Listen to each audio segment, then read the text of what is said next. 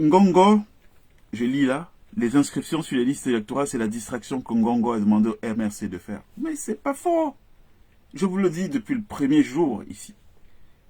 Je connais ce système. Je le connais intimement. Et je ne suis même pas à 40% de choses que je sais sur ce système. Ces gens-là, toutes les fois que vous les voyez exprimer une certaine volonté en insinuant qu'elle peut être profitable au peuple, pensez toujours le contraire. Je vous ai posé la question la semaine dernière. Ils n'ont pas été capables, depuis plusieurs années aujourd'hui, de produire des cartes nationales d'identité aux Camerounais qui en ont besoin, certains pour leurs activités. Mais ils vont s'empresser de produire des cartes d'électeurs. Vous pensez que c'est pour le bien de la masse populaire au Cameroun? C'est simplement un piège. C'est simplement un piège pour légitimer quoi? Pour légitimer ça. Vous voyez qui gagnait une élection au Cameroun contre ces gens-là, contre la machine qui est en place?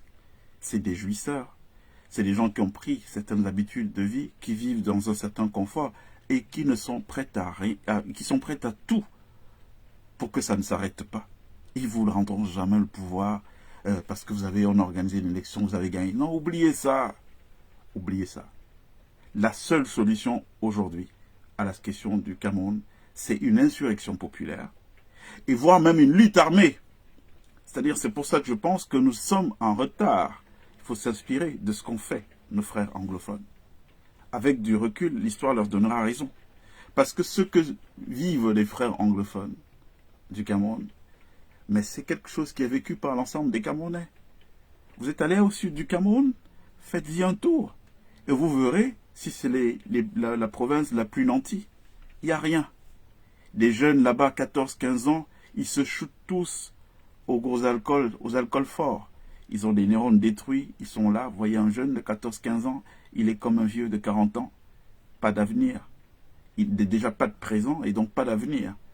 Hein? Qu'est-ce qui s'est passé? On a distribué les prébendes à leurs élites. Donc vous avez un tel ministre, un tel autre ministre, mais qu'est-ce qu'il fait pour la communauté? Rien. Hein?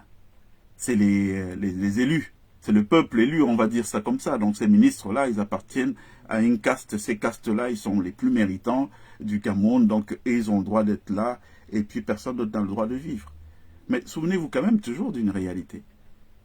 À la base, je vous ai parlé tout à l'heure du royaume Bamoun. Je vous en parle, je ne suis pas Bamoun.